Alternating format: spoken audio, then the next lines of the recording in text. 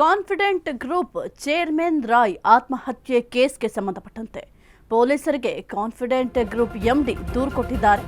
Confident group chairman Roy ಆತ್ಮಹತ್ಯೆ ಪ್ರಕರಣಕ್ಕೆ ಸಂಬಂಧಪಟ್ಟಂತೆ ಪೊಲೀಸರಿಗೆ ಕಾನ್ಫಿಡೆಂಟ್ ಗ್ರೂಪ್ ಎಂಡಿ ದೂರನ್ನ ಕೊಟ್ಟಿದ್ದಾರೆ. ಕಾನ್ಫಿಡೆಂಟ್ ಗ್ರೂಪ್ ಎಂಡಿ ಕೊಟ್ಟ ದೂರಿನಲ್ಲಿ ಏನಿದೆ ಗೊತ್ತಾ? ಹಾಗಾದ್ರೆ 5 ಪುಟಗಳ ದೂರನ್ನ ಟಿಎ ಜೋಸೆಫ್ ಅವರು ಕೊಟ್ಟಿದ್ದಾರೆ. ಸುಮಾರು 3 ಗಂಟೆಗೆ ಕಚೇರಿಗೆ ಬಂದಿದ್ದ ಸಿಜೆ ರಾಯ್ ಅವರು ಆದಾಯ ತೆರಿಗೆ ಇಲಾಖೆಗೆ ಹೇಳಿಕೆ ನೀಡಲು ಬಂದಿದ್ರು. ಕಾನ್ಫಿಡೆಂಟ್ ಗ್ರೂಪ್ ಚೇರ್ಮನ್ ರಾಯ್ ಆತ್ಮಹತ್ಯೆ ಪ್ರಕರಣಕ್ಕೆ ಸಂಬಂಧಪಟ್ಟಂತೆ ಪೊಲೀಸರಿಗೆ ಕಾನ್ಫಿಡೆಂಟ್ ಗ್ರೂಪ್ ಎಂಡಿ ದೂರನ್ನ ದಾಖಲು ಮಾಡಿದ್ದಾರೆ. ಕಾನ್ಫಿಡೆಂಟ್ ಗ್ರೂಪ್ ಎಂಡಿ ಕೊಟ್ಟ ದೂರಿನಲ್ಲಿ ಸಾಕಷ್ಟು ಅಂಶಗಳು ಉಲ್ಲೇಖ ಆಗಿದೆ. ಹಾಗಾದ್ರೆ ಏನೆಲ್ಲ ಉಲ್ಲೇಖ ಆಗಿದೆ? 5 ಪುಟಗಳ ದೂರು ನೀಡಿದ ಜೋಸೆಫ್ ಅವರು ಸುಮಾರು 3 ಗಂಟೆಗೆ ಕಚೇರಿಗೆ ಬಂದಿದ್ರಂತೆ ಸಿಜೆ ರಾಯ್. ಆದಾಯ ತೆರಿಗೆ ಇಲಾಖೆಗೆ ಹೇಳಿಕೆ ನೀಡಲು ಬಂದಿದ್ರು. ಕಾನ್ಫಿಡೆಂಟ್ ಗ್ರೂಪ್ ಚೇರ್ಮನ್ ರಾಯ್ ಆತ್ಮಹತ್ಯೆ ಪ್ರಕರಣಕ್ಕೆ ಸಂಬಂಧಪಟ್ಟಂತೆ ಪೊಲೀಸರಿಗೆ ಕಾನ್ಫಿಡೆಂಟ್ ಗ್ರೂಪ್ ಎಂಡಿ ದೂರು ಕೊಟ್ಟಿದ್ದಾರೆ. ದೂರಿನಲ್ಲಿ ಸಾಕಷ್ಟು ವಿಚಾರಗಳ ಬಗ್ಗೆ ಉಲ್ಲೇಖವನ್ನ ಮಾಡಲಾಗಿದೆ. 5 ಪುಟಗಳ ದೂರನ್ನ ಜೋಸೆಫ್ ಅವರು ಕೊಟ್ಟಿದ್ದಾರೆ. ನಂತರ ತಮ್ಮ ಕ್ಯಾಬಿನ್ಗೆ ಹೋದ ಸಿಜೆ ರಾಯ್ ತಾಯಿಯೊಂದಿಗೆ ಮಾತನಾಡಬೇಕು ಅಂತ ರಾಯ್ ಅವರು ತಿಳಿಸಿದ್ರು. ಹಾಗಾಗಿ ಹೊರಗೆ ಬಂದಿದ್ರಂತೆ ಎಂಡಿ ಜೋಸೆಫ್ ಅವರು. ಸುಮಾರು 10 ನಿಮಿಷಗಳ ನಂತರ ಹಿಂತಿರುಗಿದ್ದಾರೆ ಎಂಡಿ ಜೋಸೆಫ್. ರಾಯ್ ಯಾರನ್ನು ತಮ್ಮ ಕ್ಯಾಬಿನ್ ಒಳಗೆ ಬಿಡದಂತೆ ಸೂಚನೆ ಕೊಟ್ಟಿದ್ರಂತೆ. ಭದ್ರತಾ ಸಿಬ್ಬಂದಿಗೆ ತಿಳಿಸಿದ್ದ ಸಿಜೆ ರಾಯ್ 10 ನಿಮಿಷದ ನಂತರ ಕ್ಯಾಬಿನ್ ಬಾಗಿಲು ತಟ್ಟಿದ ಜೋಸೆಫ್. ಬಾಗಿಲು ಒಳಗಿನಿಂದ ಲಾಕ್ ಆಗಿತ್ತು.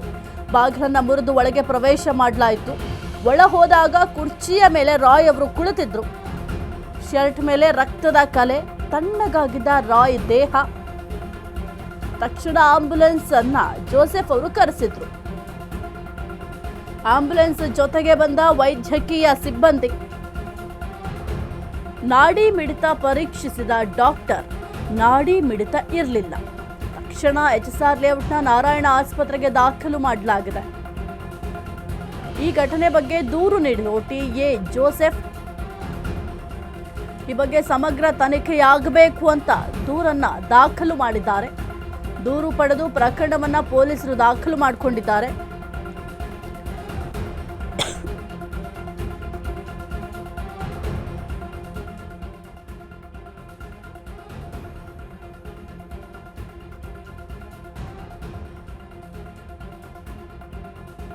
ಗ್ರೂಪ್ ಚೇರ್ಮನ್ ರಾಯ್ ಆತ್ಮಹತ್ಯೆ ಪ್ರಕರಣಕ್ಕೆ ಸಂಬಂಧಪಟ್ಟಂತೆ ಪೊಲೀಸರಿಗೆ ಕಾನ್ಫಿಡೆಂಟ್ ಗ್ರೂಪ್ ಎಂಡಿ ದೂರನ್ನು ದಾಖಲು ಮಾಡಿದ್ದಾರೆ. ಈ ಒಂದು ದೂರಲ್ಲಿ ಸಾಕಷ್ಟು ವಿಚಾರಗಳ ಬಗ್ಗೆ ಉಲ್ಲೇಖವನ್ನ ಮಾಡಿದ್ದಾರೆ.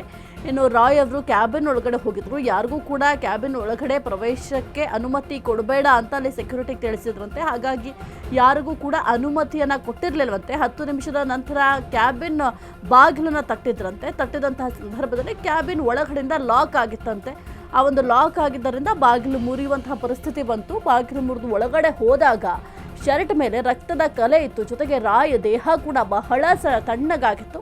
ತಕ್ಷಣ ಆಂಬ್ಯುಲೆನ್ಸ್ಗೆ ನಾನು ಕಾಲ್ ಮಾಡಿದೆ ಅಂತ ಜೋಸೆಫ್ ಅವರು ಆ ಒಂದು ಕಂಪ್ಲೇಂಟ್ನಲ್ಲಿ ಸಾಕಷ್ಟು ವಿಚಾರಗಳ ಬಗ್ಗೆ ತಿಳಿಸಿದ್ದಾರೆ. ಆಂಬ್ಯುಲೆನ್ಸ್ ಜೊತೆಗೆ ವೈದ್ಯಕೀಯ ಸಿಬ್ಬಂದಿಗಳು ಬಂದಿದ್ರಂತೆ. ಇನ್ನು ನಾಡಿ ಮಿಡಿತವನ್ನ ಡಾಕ್ಟರ್ ಪರೀಕ್ಷಿಸಿದ್ದಾರೆ. ನಾಡಿ ಮಿಡಿತ ಇರಲಿಲ್ಲ. ತಕ್ಷಣ ಎಚ್ಎಸ್ಆರ್ ಲೇಔಟ್ ನಾರಾಯಣ ಆಸ್ಪತ್ರೆಗೆ ದಾಖಲು ಮಾಡಲಾಯಿತು. ಈ ಘಟನೆ ಬಗ್ಗೆ ಸದ್ಯಕ್ಕೆ ಟಿಎ ಜೋಸೆಫ್ ಅವರು ದೂರನ್ನ ಕೊಟ್ಟಿದ್ದಾರೆ. ಜೊತೆಗೆ ಸಾಕಷ್ಟು ವಿಚಾರಗಳ ಬಗ್ಗೆ ಅಲ್ಲಿ ಪ್ರಸ್ತಾಪ ಕೂಡ ಮಾಡಿದ್ದಾರೆ. ಮುಖ್ಯವಾಗಿ ಈ ಒಂದು ಪ್ರಕರಣದ ಬಗ್ಗೆ ಸಮಗ್ರ ತನಿಖೆಯಾಗಬೇಕು ಅಂತ ದೂರನ್ನ ದಾಖಲು ಮಾಡಿದ್ದಾರೆ. ಪೊಲೀಸರು ಕೂಡ ಈ ಒಂದು ಪ್ರಕರಣವನ್ನ ದಾಖಲು ಮಾಡಿಕೊಂಡು ವಿಚಾರಣೆಯನ್ನು ಕೂಡ ಪ್ರಾರಂಭ ಮಾಡಲಿದ್ದಾರೆ. ಸದ್ಯಕ್ಕೆ ಸಿಜೆ ರಾಯ್ ಅವರ ಒಂದು ಆತ್ಮಹತ್ಯೆ ಪ್ರಕರಣಕ್ಕೆ ಸಂಬಂಧಪಟ್ಟಂತೆ ದೂರು ಕೂಡ ದಾಖಲಾಗಿದೆ. ಜೋಸೆಫ್ ಅವರು ದೂರನ್ನು ದಾಖಲು ಮಾಡಿದ್ದಾರೆ. ದೂರನ್ನು ದಾಖಲು ಮಾಡುವಂತಹ ಸಂದರ್ಭದಲ್ಲಿ ಏನೆಲ್ಲ ಸಂಭವಿಸ್ತು, ಜೊತೆಗೆ ಏನೆಲ್ಲ ಅವ್ರ ಬಳಿ ಏನಾದ್ರು ಚರ್ಚೆ ಮಾಡಿದ್ರು, ಅದೆಲ್ಲದರ ಬಗ್ಗೆ ಕೂಡ ಮಾಹಿತಿಯನ್ನು ಕೂಡ ತಿಳಿಸ್ಕೊಟ್ಟಿದ್ದಾರೆ.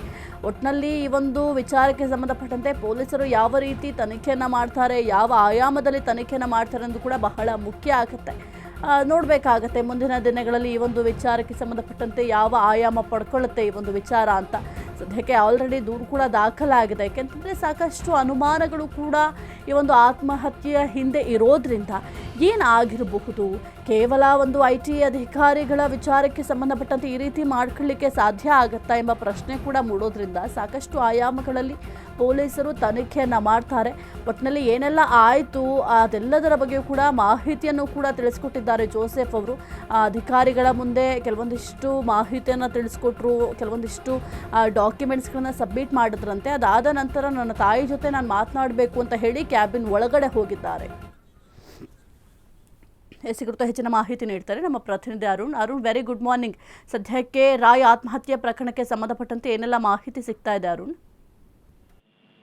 ಗುಡ್ ಮಾರ್ನಿಂಗ್ ಸಾಹಿತ್ಯ. ಏನಂದ್ರೆ ನಿನ್ನೆ IT ದಾಳಿಗೆ ಹೆದರಿ ಆತ್ಮಹತ್ಯೆ ಮಾಡ್ಕೊಂಡಿರುವಂತದ್ದು, CJ ರಾಯ್ ಆತ್ಮಹತ್ಯೆ ಮಾಡ್ಕೊಂಡಿರುವಂತದ್ದು ನಿನ್ನೆ ಅವರ ಕಾನ್ಫಿಡೆಂಟ್ ಕಚೇರಿ ಏನಿದೆ, ಸೊ ಅಲ್ಲಿ ಘಟನೆ ನಡೆದಿರುವಂತದ್ದು. ಇದಕ್ಕೆ ಸಂಬಂಧಪಟ್ಟಂತೆ ಅಲ್ಲಿನ ಡೈರೆಕ್ಟರ್ ಯಾರಿದ್ದಾರೆ, ಸೊ ಅವರು ದೂರನ್ನ ಕೊಟ್ಟಿರುವಂತದ್ದು, TM ಜೋಸೆಫ್ ಅನ್ನೋರು ದೂರನ್ನ ಕೊಟ್ಟಿರುವಂತದ್ದು. ಅಂದ್ರೆ ನಿನ್ನೆ ಕಳೆದ 3 ದಿನಗಳಿಂದನೂ ಸಹ ಏನು ಅವರ ಕಚೇರಿಯಲ್ಲಿ IT ದಾಳಿಯನ್ನು ನಡೀತಾ ಇತ್ತು. ನಿನ್ನೆ ಮಧ್ಯಾಹ್ನ ಸುಮಾರಿಗೆ ಅವರು ಒಂದು ಲ್ಯಾಂಡ್ಫೋರ್ಡ್ ರಸ್ತೆಯಲ್ಲಿರುವಂತಹ ಕಚೇರಿಗೆ ಬಂದಿದ್ರು. ಆನಂತರ ಆದಾಯ ತೆರಿಗೆ ಅಧಿಕಾರಿಗಳು ಕೆಲವೊಂದಷ್ಟು ಹೇಳಿಕೆಗಳನ್ನ ಪಡ್ಕೊಂಡಿದ್ರು. ಸೊ ಹಾಗಾಗಿ ಆನಂತರ ತಮ್ಮ ಕ್ಯಾಬಿನ್ಗೆ ಹೋಗ್ಬಿಟ್ಟು ತಮ್ಮ ತಾಯಿ ಜೊತೆ ಮಾತಾಡ್ಬೇಕಂತ ಹೇಳ್ಬಿಟ್ಟು ಅವರು ಒಳಗಡೆ ಹೋಗಿದ್ರು. ಆದ್ರೆ ಸುಮಾರು ಹೊತ್ತಾದ್ರೂ ಸಹ ಅವರು ಬಂದಿರ್ಲಿಲ್ಲ. ಹಾಗಾಗಿ ನಾವು ನಂತರ ಬಾಗ್ಲನ್ನ ಹೊಡಿಬೇಕಾಗಿತ್ತು. ಆ ಸಂದರ್ಭದಲ್ಲಿ ಅವರು ಫುಲ್ ಏನು ಯಾವುದೇ ರೀತಿಯಂತ ಒಂದು ಸೆಲ್ಸ್ ಆಕ್ಟಿವ್ ಆಗಿದ್ದಿಲ್ಲ, ಮತ್ತೆ ಯಾವುದೇ ರೀತಿಯ ಪ್ರತಿಕ್ರಿಯೆ ಬಂದಿಲ್ಲ ಅಂತ ಹೇಳ್ಬಿಟ್ಟು ಅವ್ರು ದೂರನ್ನ ಕೊಟ್ಟಿರುವಂತ. ನಂತರ ಅವರನ್ನ ಕೂಡಲೇ HS ನಾರಾಯಣ ಆಸ್ಪತ್ರೆಗೆ ದಾಖಲು ಮಾಡಿರುವಂತದ್ದು. ಅಲ್ಲೂ ಸಹ ಪರೀಕ್ಷೆ ಮಾಡುವಂತ ಸಂದರ್ಭದಲ್ಲಿ ಅವರು ಮೃತಪಟ್ಟಿದ್ದಾರೆ ಅಂತ ಗೊತ್ತಾಗಿರುವಂತದ್ದು.